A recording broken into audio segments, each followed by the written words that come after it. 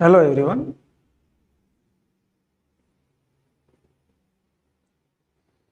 Mostly મોટાભાગના લોકો તો મને જાણતા જ હશે, 10મામાં ભણેલા છે મારી પાસે, બરાબર. ન જાણતા હોય, જે નવું એડમિશન છે સાયન્સ માટે, એના માટે મારું નામ પરમાર શૈલેષ છે. I am an English teacher. I am your English teacher. આજે આપણે ઇંગ્લિશનો લેક્ચર લેશું, બરાબર, તમારા માટે, એટલે કે સ્ટાન્ડર્ડ 11 સાયન્સ માટે.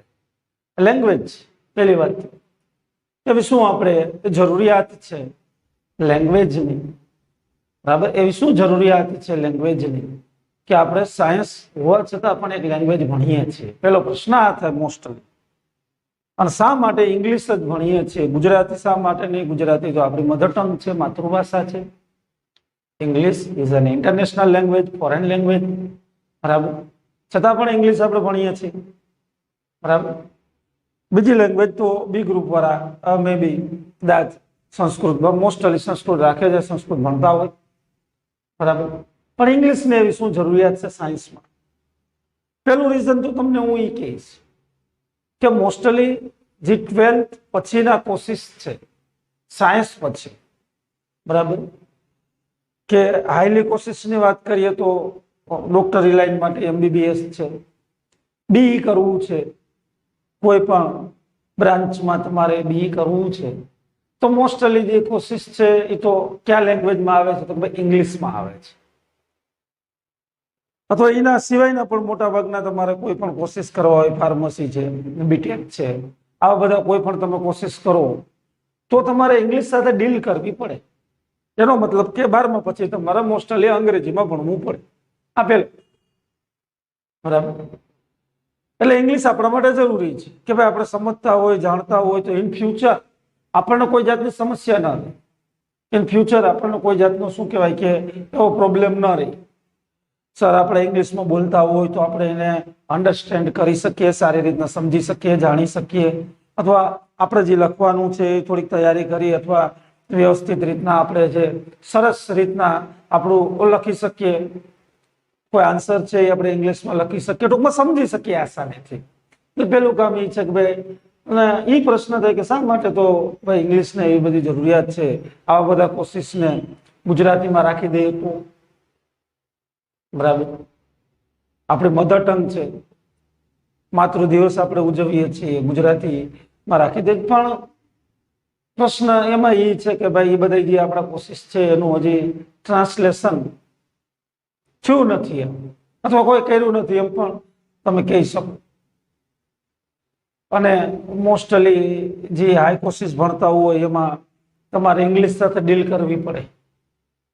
ડોક્ટર હોય, MBBS હોય, તમે જોતા હશો 11 સાયન્સ આપણે રાખ્યું છે તો આપણા ડ્રીમ આ જ છે. ડ્રીમ હંમેશા કહેવાય કે હાઈ રાખવા, ભાઈ ઊંચા રાખવા. નેટ સારા માર્ક ક્લિયર કરીને આપણે ડોક્ટર બનીએ, બરાબર. જી છે એ ક્લિયર કરીએ, એડવાન્સ માટે ક્વોલિફાઈડ થાય, સારી એવી બ્રાન્ચીસમાં, સારી એવી કોલેજમાં એડમિશન મેળવીએ. આપણી પાસે એન્જિનિયરની ડિગ્રી હોય, ડોક્ટરની ડિગ્રી હોય, બરાબર. આવું બધું આપણા ડ્રીમ હોય છે. આપણા પેરેન્ટ્સ પણ, આપણા મમ્મી પપ્પા પણ આ ડ્રીમ જોતા હોય. તમને સાયન્સમાં એડમિશન આપે એટલે સવાલ નથી. તમે થોડા ઘણા હોશિયાર હોય એટલે તમારા મમ્મી પપ્પા છે એને ડ્રીમ હોય જ કે મારો છોકરો, મારી છોકરી છે હું બનશે, ડોક્ટર બનશે, બરાબર. એ ડ્રીમ પૂરું કરવાનો તમને એક સરસ મજાનો મોકો આપે છે સાયન્સ, બરાબર. 2 વર્ષ કહેવાય કે 2 વર્ષ સારી રીતના તમે સ્ટડી કરી શકો તમારા માટે, તમારા લાઈફ માટે, તમારા ફ્યુચર માટે. તો એના પછીની લાઈફ છે તમારી સરળતાથી પસાર થાય, આસાનીથી તમારા જે ડ્રીમ છે એને હાસિલ કરી શકો. લાઈફ આપણને એક જ આપેલી છે, લાઈફ એક જ છે. ડ્રીમ જે હોય છે આપણે શું કહેવાય છે, જો જીવવા હોય તો આપણા ડ્રીમ આપણે પૂરા કરવા પડે ને એના માટે કહેવાય અથાગ પરિશ્રમ, બીજો કોઈ વિકલ્પ નથી. સખત મહેનત તમે કરો. 10મામાં સારા માર્કે પાસ થઈને તમે આવ્યા છો, બરાબર, જાણો છો. પણ હવે પછી જે તમારી મહેનત છે એમાં ઘણું બધું બુસ્ટ આવવું જોઈએ. લોકડાઉનને લીધે થોડીક આ બધી ગતિ ધીમી પડી છે. ઘરે આખો દી રહીને તમે એટલું બધું ફોકસ ન કરી શકો જેટલું સ્કૂલે લઈને. છતાં પણ આપણને ખબર છે કે ભાઈ સાયન્સના વિદ્યાર્થીઓ છે આપણે, આપણા ડ્રીમ બહુ હાઈ છે, હાઈ લેવલના ડ્રીમ છે, બરાબર. અને કહેવાય ને કે તમારે જો કોઈ પણ હાઈ લેવલની ડિગ્રી મેળવવી હોય તો you have to pay price, તમારે એની કિંમતે ચૂકવવી પડે. અને કિંમત ચૂકવવા માટે તમારી જિંદગીના જે અમૂલ્ય 2 વર્ષ છે એ 2 વર્ષમાં તનતોડ મહેનત, કોઈ પણ ટોપિકને વ્યવસ્થિત સમજવું, બરાબર, જે તમારા ટીચરે તમને કરાવ્યું છે ઘરે જઈને રિપેર કરવું, એની તૈયારી કરવી, એની પ્રેક્ટિસ કરવી, આવું બધું તમારી રીતના તમારા માર્યો 2 વર્ષ. 2 વર્ષ બસ ખાલી ધ્યાન આપી દો, લાઈફ તમારી સેટલ થઈ જાય. પછી તમારે જોવાનું હોતું નથી, બરાબર. પછી તમારા આગળ છે જે પણ ડ્રીમ હોય એને તમે આસાનીથી પૂરા કરી શકો. એટલે લાઈફ આપણને ઓપોર્ચ્યુનિટી, એક ગોલ્ડન ઓપોર્ચ્યુનિટી આપેલી છે. બહુ ઓછા અને શું કહેવાય, ઘણા એવા લોકો હોય છે, મેં તો જોયા છે કે 10મામાં સારા ટકા હોય છે, પણ એટલા એના પેરેન્ટ્સ કેપેબલ નથી હોતા કે એના બાળકોને સાયન્સ કરાવી શકે, બરાબર, એટલી ફીઝ આપી શકે. તમે બધા કેપેબલ છો, તમારી જાતના તમે ખુશનસીબ સમજો કે ભાઈ લકી છો, ભાગ્યશાળી છો, તમારા પેરેન્ટ્સ એટલા કેપેબલ છે કે તમને સાયન્સમાં એડમિશન અપાવ્યું છે. આ પણ ગર્વની વાત છે, સાયન્સ કરવું પણ ગર્વની વાત છે, બરાબર. એટલે સાયન્સ છે એ તમારી લાઈફ છે એને ડાયરેક્શન આપશે, બરાબર. તમારા ગોલ છે એને પૂરા કરવામાં પણ સાયન્સ છે એ મહત્વનો ભાગ ભજવશે. થોડું ઘણું ધ્યાન દો. આપણે વાત કરીએ ઇંગ્લિશની, કે ભાઈ ઇંગ્લિશ છે વિષય, આ વિષય છે, આ વિષયનું આપણે શું કામ. તો પેલું તો મેં તમને એ રીઝન કીધું. બીજું રીઝન તમને એ કહું કે ભાઈ કોઈ પણ કોમ્પિટિટિવ એક્ઝામ તમે લઈ લ્યો, બરાબર, કોઈ પણ કોમ્પિટિટિવ એક્ઝામ તમે લ્યો તો ઇંગ્લિશનું ગ્રામર એમાં આપેલું હોય છે, અને હાઈ લેવલ. 10મામાંથી જે ભણ્યા છો એ લેવલ એમ કહેવાય કે લો લેવલ છે, બરાબર. હાઈ લેવલનું ગ્રામર આવે છે. તમારા માઇન્ડ એટલા મેચ્યોર હોવા જોઈએ કે તમે એને સમજી શકો. આપણે એ હાઈ લેવલ સુધી પણ પહોંચશું, પ્રયત્ન કરશું, બરાબર, કે તમે થોડાક મેચ્યોર બનો, તમારા માઇન્ડ થોડાક મેચ્યોર બને કે કોઈ પણ બાબતને તમે આસાનીથી સમજી શકો. ઇંગ્લિશનું કામ એ છે. આપણે કોઈ બાર સાયન્સમાં એવું નથી કે ભાઈ 90-95 સ્કોર કરવો જેમ 10મામાં, એવી કોઈ જરૂરિયાત નથી રહેતી. હવે કમ્પલસરી આપણે એટલા માર્ક લાવવાની જરૂરિયાત નથી, પણ કમ્પલસરી એ છે કે ભાઈ આપણે પાસ થવાનું છે. ધ્યાન ન દો તો ઘણા વિદ્યાર્થીઓ ઇંગ્લિશમાં પણ ફેલ થાય છે, જે ધ્યાન નથી આપતા, બરાબર. એટલે ખાસ કરીને જે લેક્ચર આવતા હોય એમાં ખાસ ધ્યાન દેવાનું. વર્ક એટલું બધું આપણે કઈ એવું હોતું નથી. લેક્ચરનું જે ગ્રામર હોય છે, ગ્રામરમાં ખાસ કરીને ફોકસ કરો, વાંધો ન આવે, બરાબર. લેંગ્વેજ વિશે થોડીક ચર્ચા કરીએ, પછી આપણા મેન ટોપિક ઉપર આવી જાય. મેન તો મારી ઈચ્છા છે કે તમને ડાયરેક્ટ ફંક્શનલ ગ્રામરથી તમને ભણાવું. ગ્રામર તમને ખબર છે કે આપણે ભણવાનું એક તો ટેક્સ હોય છે,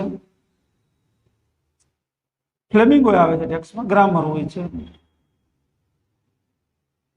ટેક્સમાં જે આપણા યુનિટ આવે છે, ટેક્સ પણ આપણી લેવાની ઈચ્છા છે કે ભાઈ 1-2 પાર્ટ યુનિટ લઈ લે.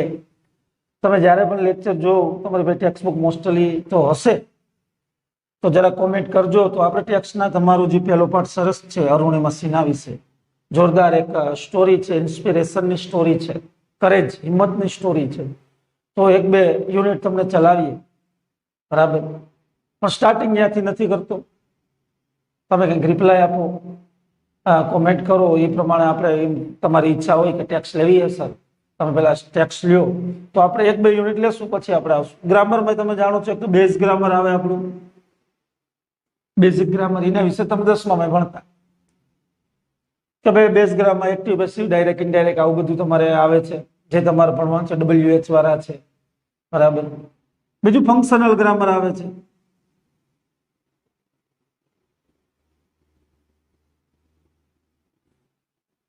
દસમામાં તમને ખબર છે કે 9 માર્કનું આવતું ફંક્શનલ ગ્રામર, બરાબર. પણ એ લો લેવલના ફંક્શન હતા, થોડાક હવે હાઈ લેવલના ફંક્શન આપણી સામે આવી ગયા છે, તો એનું વેઇટેજ વધી ગયું છે. 12મામાં જ કહું, 100 માર્કના પેપરની ચર્ચા કરું તો 20 માર્કના ફંક્શન પૂછાય. 20 માર્કનું ફંક્શનલ ગ્રામર છે. Active, passive, direct, indirect, WH, એ બધું તો આવે જ છે.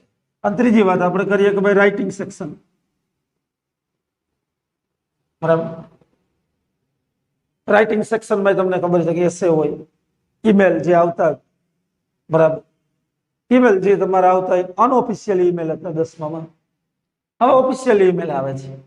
સ્પીચ આવી જશે એક્સ્ટ્રા, રિપોર્ટ તો તમારે 10માં આવતો. એટલે ગ્રામરમાં 3 વિભાગ છે. બરાબર. ઈચ્છા છે કે સ્ટાર્ટિંગ આપણે અહીંથી કરીએ ફંક્શનલ ગ્રામરથી. બેઝમાં જાશું.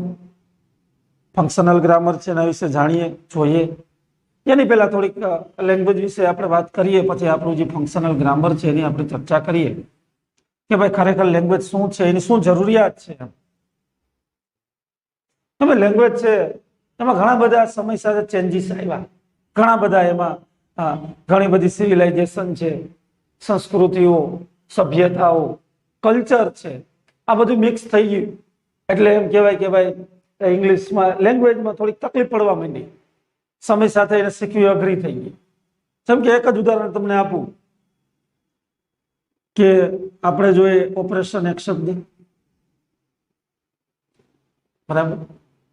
હવે આને તમે મેડિકલ ફિલ્ડમાં જો તો ઓપરેશન એટલે સર્જરી થાય, ઓપરેશન એટલે સર્જરી થાય, બરાબર. પરંતુ મિલિટરીમાં જો, મેડિકલ ફિલ્ડમાં જો તો શું થઈ ગયું, સર્જરી થઈ ગયું. મિલિટરી ફિલ્ડમાં જો તો ઓપરેશન એટલે મિશન થાય, ઓપરેશન એટલે મિશન. અને 10માં લગભગ બીજા પાઠમાં લગભગ ને પહેલા પાઠમાં ઓપરેશન શબ્દ તમને યાદ હોય તો અગેન્સ્ટ ધ ઓડ્સ છે એમાં ઓપરેશન આવતું, જે આપણે તાજનગરના ટ્રેક્સ હતા એમાં આવતું, બરાબર. તો ને માટે વપરાશ કરવો, ને માટે ક્રિયા કરવી, આવો મિનિંગ એમાં થતો હોય. એટલે કહેવાનો મતલબ એમ છે કે એક જ શબ્દ છે એના ઘણા બધા મિનિંગ થાય છે.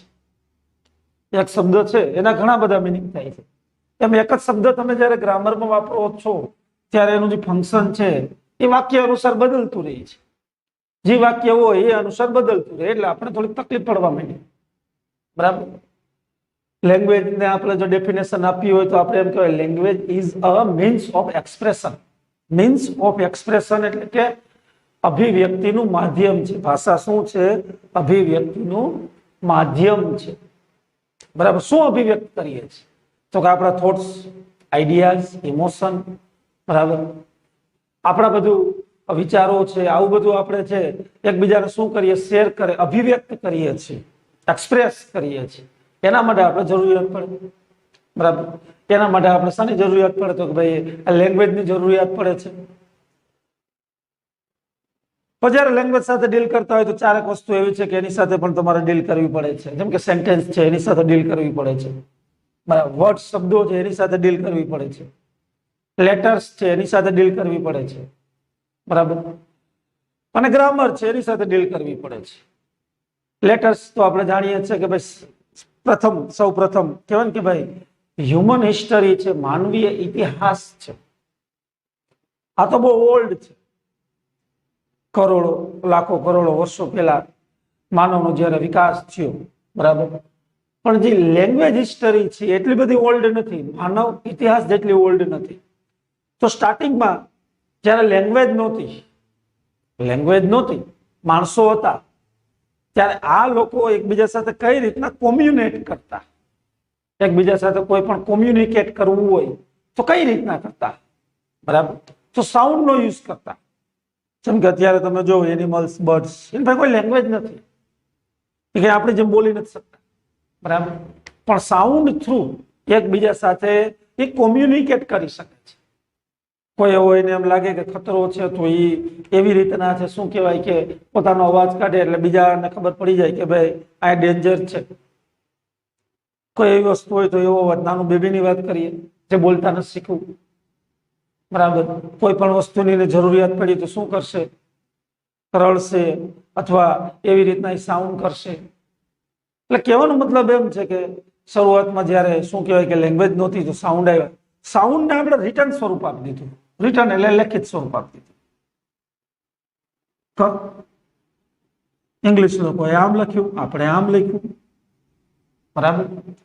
તો આ જે બધી છે આપણે એબીસીડી, એને આપણે શું કહીએ, લેટર્સ કહીએ. કેટલા છે આપણે જાણીએ છીએ, 26. સાઉન્ડ ને લેખિત સ્વરૂપ આપી દીધું તો આપણા લેટર બની ગયા. શું બની ગયું? આપણા લેટર બની ગયા, બરાબર. લેટર ને ભેગા કરી દીધા, ધારો કે 3 લેટર છે એને ભેગા કરી દીધા તો શું બની ગયું? વર્ડ બની ગયું, લેટરને આપણે કેવું હોય તો યુનિટ ઓફ લેંગ્વેજ કહેવાય. શું કહેવાય? Unit of language. ઇંગ્લિશમાં આલ્ફાબેટ એક જ છે. ABCD આખી હોય ને એને આલ્ફાબેટ કહેવાય. બરાબર?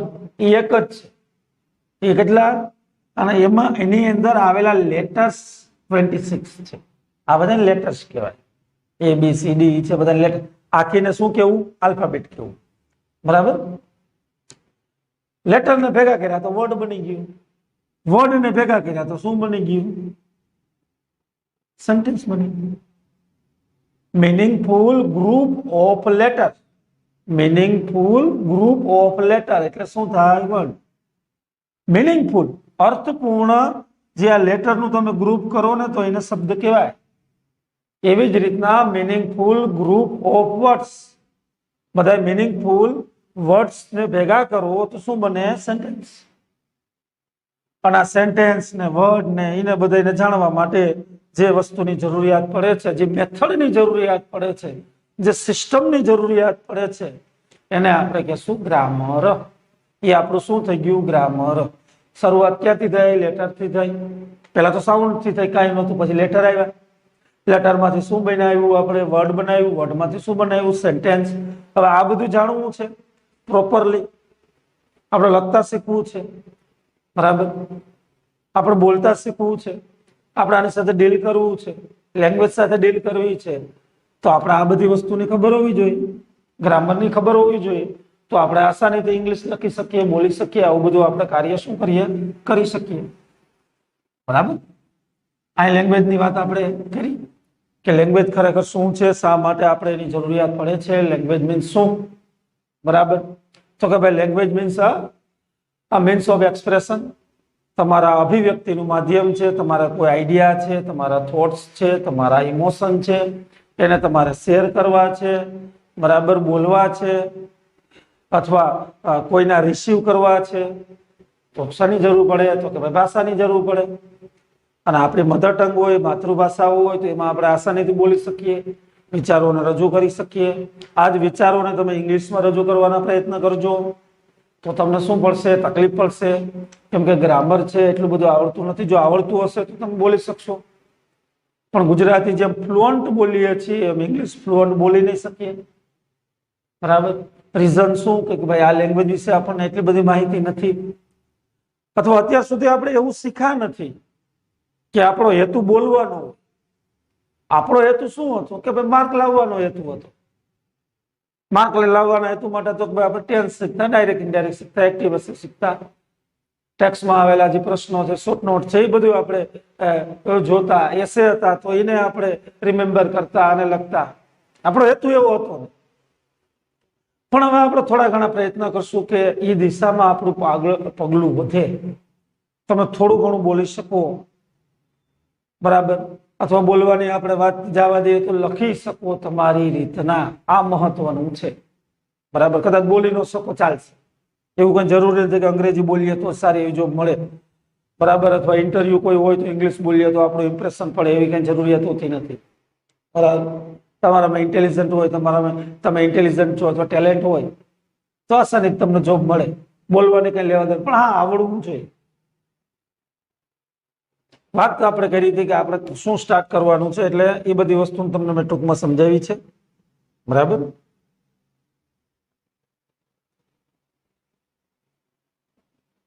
આપણે કરવું છે ફંક્શનલ ગ્રામર સ્ટાર્ટ કરવું છે.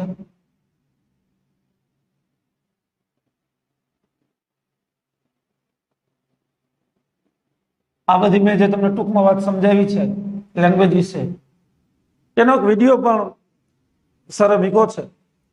બરાબર? 10માં મીકો છે. બરાબર? આ લેંગ્વેજ જેનું નામ બેઝિક ઓફ ઇંગ્લિશ હશે, હા સ્ટાર્ટિંગમાં મેં મીકો.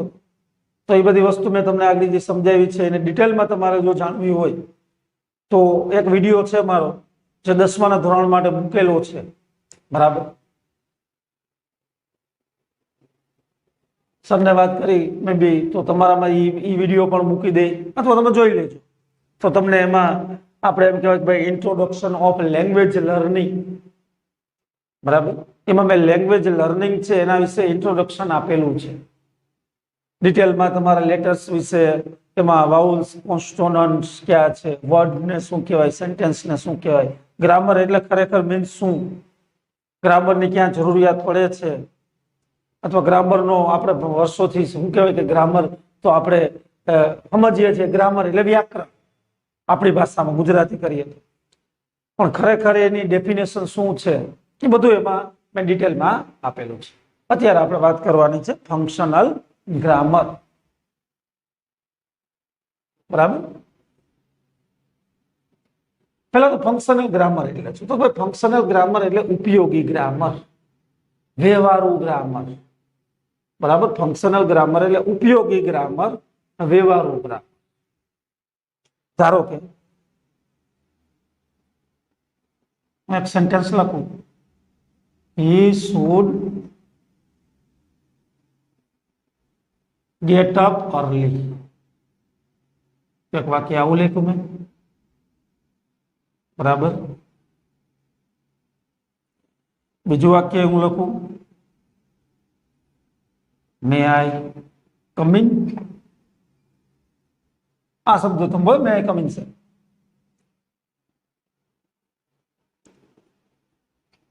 he can lift, ઉચકવું, this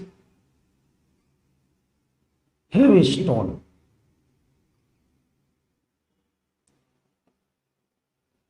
He can lift this heavy stone. ત્રણ વાક્યો લખ્યા છે.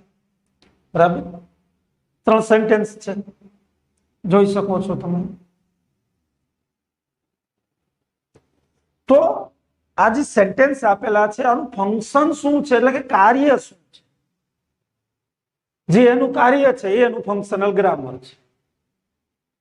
આ જે તમને સેન્ટેન્સ આપેલા છે એનું ફંક્શન, એનું કાર્ય શું? તો હવે આપણે, હું કોઈને ધારો કે કહું he should get up early, તેને વહેલું ઉઠવું જોઈએ, તેને વહેલું ઉઠવું જોઈએ. કાર્ય શું મારું? તો કે ભાઈ આ વાક્ય થ્રુ એ કોઈ વિદ્યાર્થી છે અથવા એ કોઈ વ્યક્તિ છે એને મેં શું આપી છે? સલાહ આપી છે. સૂટ દ્વારા શું અપાય? સલાહ આપી છે. મેં શું આપી છે? સલાહ આપી. આ વાક્ય દ્વારા મેં સલાહ આપી કે ભાઈ he should get up early. અથવા આપણે સમજી લો કે આપણા ક્લાસમાં કોઈ વિદ્યાર્થી છે કાયમી લેટ આવે, કાયમી મોડો જ હોય છે, તો હું એને કહું કે ભાઈ you should get up early in the morning. તારે વહેલું ઉઠવું જોઈએ. તો આ મેં એને શું આપી? સલાહ આપી છે. તો જે મેં સલાહ આપી છે એ એનું ફંક્શનલ ગ્રામર થઈ ગઈ. ફંક્શનલ ગ્રામર એટલે કે મોટી વસ્તુ નથી, નામ ખાલી મોટું છે. આપણે એમ લાગે ફંક્શનલ ગ્રામર એટલે શું, પણ કાંઈ વાક્યનું જે ફંક્શન છે, વાક્યનું કાર્ય છે એનું ફંક્શનલ ગ્રામર છે. તો આનું મારે ફંક્શન કેવું હોય? તો આનું ફંક્શન થાય ગિવિંગ એડવાઇસ. Giving advice. શું કીધું? Giving advice. અથવા ઓફરિંગ સજેશન. સજેશન એ કહી શકો, એડવાઇસ સૂચના દેવી, સલાહ દેવી. Sorry, he should get up early એટલે મેં શું કીધું? Giving advice. બસ આ એનું ફંક્શન થઈ ગયું. બરાબર. મે આઈ કમ ઇન, હું અંદર આવું. બરાબર. શું કર્યું? મેં રજા માંગી. શું માંગી? રજા. પરમિશન માંગી ને. તો આનું ફંક્શન શું થઈ ગયું? Asking for permission.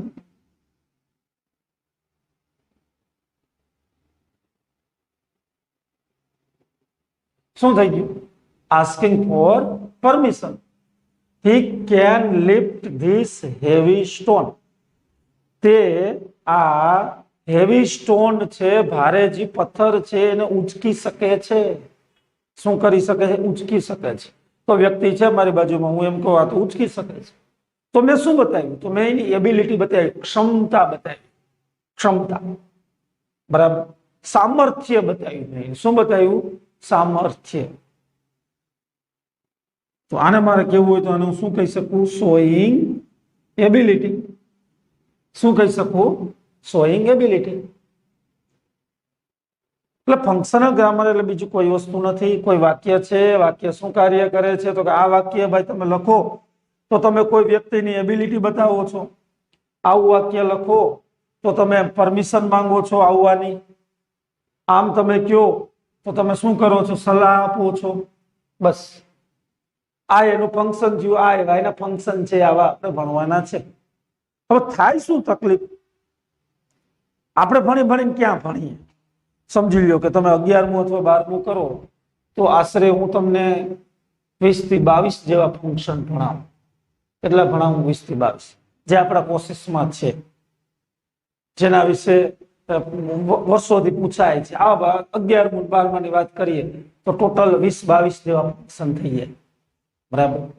પણ એના સિવાયના આવા બધા ઘણા બધા છે, ઘણી બધી બાબતો છે જેને ફંક્શનનું નામ આપી દીધું હોય તો આપણને આવડવું જોઈએ. મારો કહેવાનો મતલબ એ થાય કે કોઈ એવું વાક્ય છે, બરાબર, બીકોઝ વાળું વાક્ય છે, આપણે ભણીએ જ છે તો બીકોઝ આપણને ખબર છે શું બતાવે છે, તો કારણ, તો એનું ફંક્શન શું થઈ ગયું? Reason, showing reason. સો વાળું વાક્ય છે, ધેરફોર વાળું વાક્ય છે, શું બતાવે? તો પરિણામ, તો શોઈંગ રિઝલ્ટ. બરાબર. આવું બધું. અધરવાઇઝ વાળું વાક્ય છે, હું કહું keep quite, otherwise get out. આવું વાક્ય હું બોલ્યો, કીપ ક્વાઇટ, શાંતિથી બેસો, અધરવાઇઝ ગેટ આઉટ. તો મેં શું કીધી? મેં એક શરત મૂકી, શાંતિથી બેસ, નહીંતર બહાર જા. તો શરત મૂકીને મેં એની પાસે કે ભાઈ શાંતિથી બેસ, તો એને શું કહેવાય? કન્ડિશન. શું બતાવ્યું? Expressing condition. એટલે આવું ઘણું બધું છે.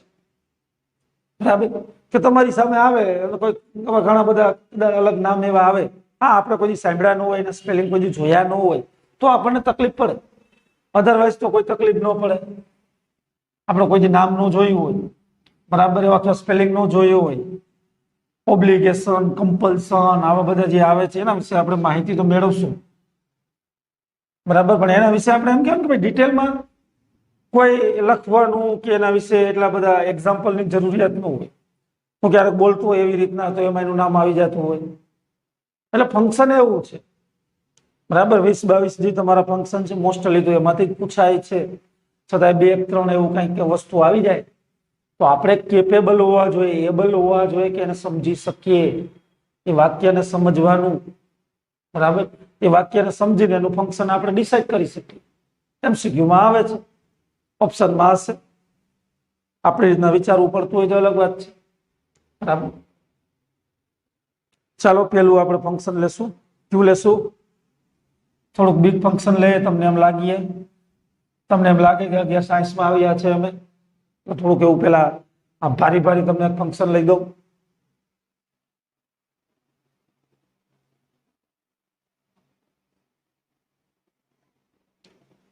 દેખાય છે ને? કમ્પેરિઝન.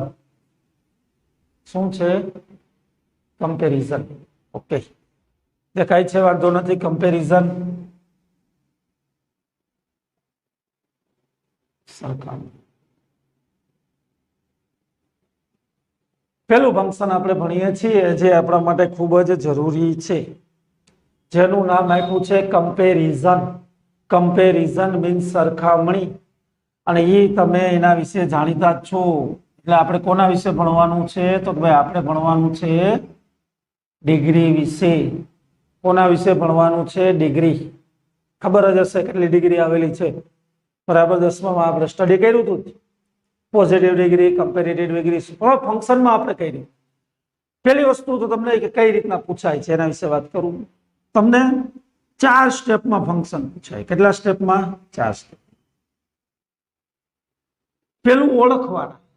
વાક્યો આપેલા હશે કોઈ પણ, બરાબર, અને બ્રેકેટમાં તમને ફંક્શન લખેલા હોય એમ આ વાક્ય છે, એમાંથી કયું ફંક્શન લાગુ પડે, એ પેલું કામ છે તમારે આઈડેન્ટિફિકેશન. આઈડેન્ટિફાય કરવું, વાક્યને આઈડેન્ટિફાય કરવું. પેલી રીતના આ પૂછાય. બરાબર. બીજું, વાક્ય અધૂરું આપેલું છે, એને પૂર્ણ કરવાનું. અહીંયા કોઈ ફંક્શનનું નામ છે,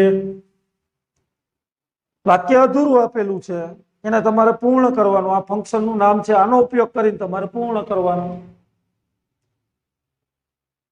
સમજાણું? પહેલા તમને ઓળખવાના આવે છે. 10મામાં આવતા ને, 10મામાં આપણે જોડકામાં આવતા.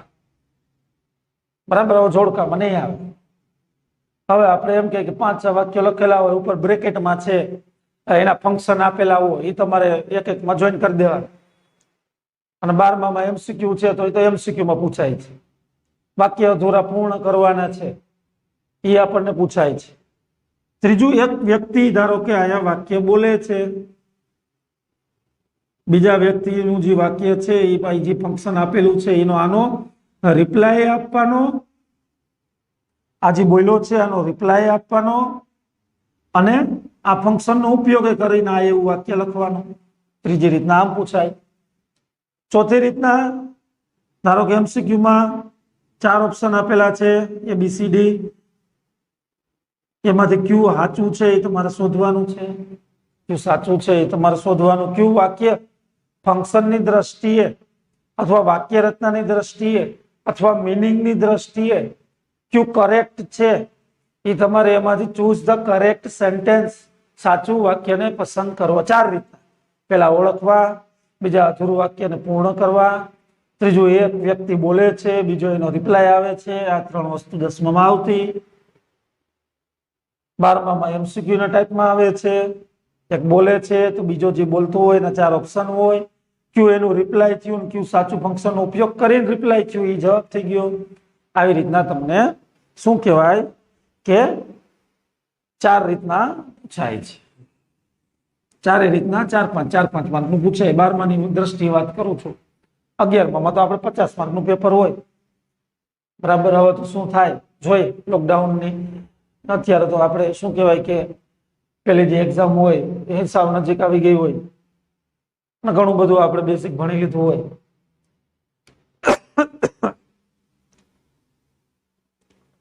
કમ્પેરિઝન, સરખામણી કરવી પહેલી વાત. હવે સરખામણી કરવા માટે તમારે 2 વસ્તુ પહેલા શીખવી અથવા એના વિશે સમજ તમને હોવી જોઈએ. સરખામણી કોનાથી થાય? એક વ્યક્તિ છે અહીંયા ધારો કે એ છે, એની કમ્પેરિઝન હું બી સાથે કરું, એની સરખામણી હું બી સાથે કરું. અથવા તો આમે પૂછાય કમ્પેરિંગ પીપલ, લોકોની સરખામણી કરવી. કમ્પેરિંગ પ્લેસ, સ્થળની સરખામણી કરવી. કમ્પેરિંગ થિંગ, વસ્તુની સરખામણી. કમ્પેરિઝન લખેલું હોય, કમ્પેરિંગ લખેલું હોય તો એમાં મૂંઝાવાનું નહીં. બરાબર. એની સરખામણી આપણે બી સાથે કરવી. હવે ઇંગ્લિશમાં એવા કયા શબ્દો છે કે સરખામણી થાય? હું વર્બ હોય તો સરખામણી કરી શકીએ. તો આપણને ખબર છે કે ઇંગ્લિશમાં 2 એવા શબ્દો છે જે કમ્પેરિઝન કરે છે. એક તો છે એડજેક્ટિવ અને બીજું છે એડવર્બ. એક છે તમારું એડજેક્ટિવ અને બીજું છે એડવર્બ. આના વિશે તમે જાણતા હશો, ન જાણતા હોય તો થોડીક તમને માહિતી આપો. એડજેક્ટિવ નું ગુજરાતી આપણે શું કરીએ છીએ? વિશેષણ. એડવર્બ નું ગુજરાતી આપણે શું કરીએ છીએ? ક્રિયા વિશેષણ. એડજેક્ટિવ નું ગુજરાતી વિશેષણ, એડવર્બ નું ગુજરાતી ક્રિયા વિશેષણ. વિશેષણ એટલે શું? કોઈ પણ નામ છે, ધારો કે એક નામ, કોમન નામ લખવું બોય, નામના અર્થમાં વિશેષ બતાવે એને કહેવાય વિશેષણ. નામના અર્થમાં વધારો કરે એને કહેવાય વિશેષણ. વિશેષ નામ છે એમાં કઈક વિશેષ બતાવે તો વિશેષણ કહી દીધું. બરાબર. એને ઇંગ્લિશમાં કહેવાય એડજેક્ટિવ. આવી રીતના હું લખી એટલે તમને સમજી જવાનું કે સર એડજેક્ટિવ ની વાત કરે છે. એડવર્બ હોય તો એને આવી રીતના લખી તો સમજી જવાનું સર એડવર્બ ની વાત કરે છે. ક્લેવર બોય, ધારો કે ક્લેવર બોય તો આ નાઉન થયું. કેવું નાઉન છે? કોમન નાઉન છે. એના અર્થમાં વધારો કર્યો તો આ શું થઈ ગયું? એડજેક્ટિવ. એ આર્ટિકલ મૂક્યો હોય આની દ્રષ્ટિએ. નામ હોય અને આગળ એડજેક્ટિવ હોય તો આપણે આર્ટિકલ મૂકવો જોઈએ. અ ક્લેવર બોય. બરાબર. એટલે એડજેક્ટિવ થ્રુ તમે કમ્પેરિઝન કરી શકો કે ભાઈ એ ઇઝ એઝ ક્લેવર એઝ બી. એ છે બી જેટલો જે કેવો છે? હોશિયાર છે. બરાબર. એટલે આ જોઈએ નામના અર્થમાં વધારો કરે. નામ સિવાય કોઈ પણ શબ્દના અર્થમાં તમારે વિશેષ બતાવવું હોય અથવા વધારો કરવો હોય તો તમારે એડવર્બની જરૂર પડે. કોની જરૂર પડે? એડવર્બ. નામ સિવાય. પણ મોસ્ટલી આપણે એમ સમજીએ કે ક્રિયાપદમાં જે ક્રિયાપદ છે એના અર્થમાં વધારો કરવા માટે આપણે શું વાપરીએ છીએ? ક્રિયા વિશેષણ. ક્રિયાપદના અર્થમાં વધારો કરવા માટે શું વાપરીએ છીએ? ક્રિયા વિશેષણ. બરાબર. કોઈ પણ ક્રિયાપદ છે એના અર્થમાં તમારે વધારો કરવો છે. ધારો કે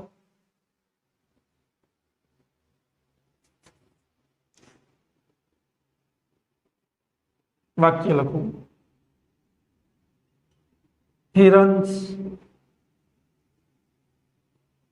તે દોડે છે. કેવું દોડે છે? તો કે ફાસ્ટ. તો આ શું થઈ ગયું? એડવર્બ. ફાસ્ટ શબ્દ ફાસ્ટ છે ને, જોજો fast. He is a fast runner. He is a fast runner.